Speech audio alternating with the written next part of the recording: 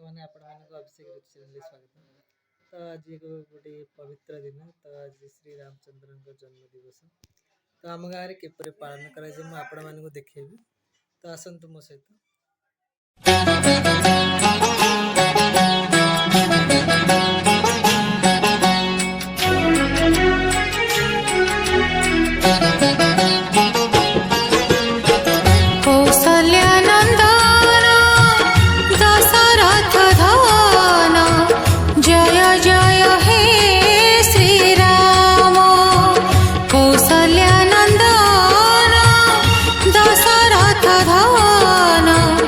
जय जय हे श्री राम रामायण हे महानायक रामायण हे महानायक घेनम।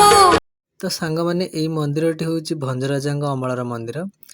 तो यही मंडप देखिपे आपण तो ये प्रथम भगवान को ये पूजा करा जाउथला। तो श्री रामचंद्र को तो ये परवर्ती मुहूर्त में स्थानांतरित करा जायछि। से समय प्रभु यही मंडप पूजा पाउथिले। तो से समय कारुकार्य बहुत मनोहर थिला। तो आपण माने देखंतु। तो सांग माने आपण मानको आउ गोटे मंडप मु देखेबी। तो देखंतु यही मंडप होउछि श्री रामचंद्र को विवाह मंडप।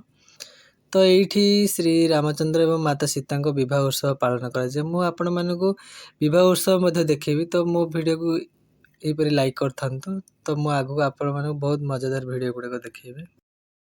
तो सांग माने आउ गोटे मंडप देखंतु जोठे कि श्री बजरंगी बाली विराजमान करछन, जे कि श्री रामचंद्र परम भक्त थिले।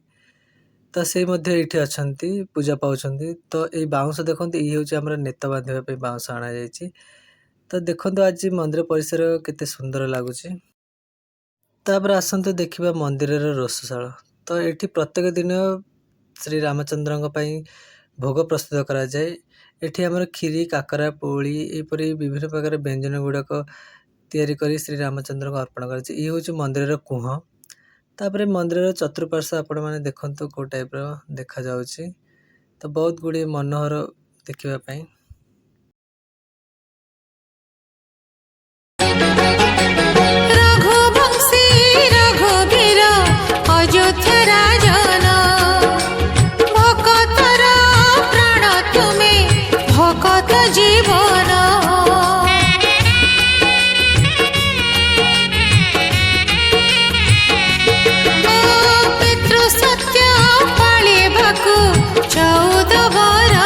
तो वर्तमान श्री रामचंद्र का जन्म ग्रहण करगले। देखते किपरि कुआ कुआ रडी मंदिर परिसर उत्सव मुखर हो उठुची।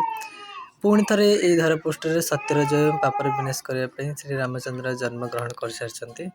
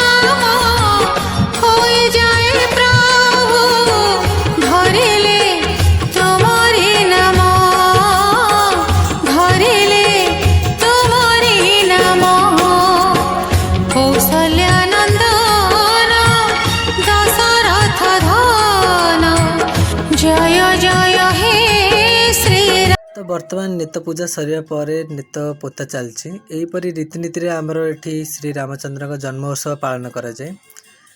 तो यापर श्री रामचंद्र विवाह उत्सव अच्छी, वनवास लंकापोड़ी दिवस यात्रा यहीपरी विभिन्न प्रकार रीतिनीति पालन करा। तो मुझे आपण मानू सब प्रकार वीडियो देखेबी।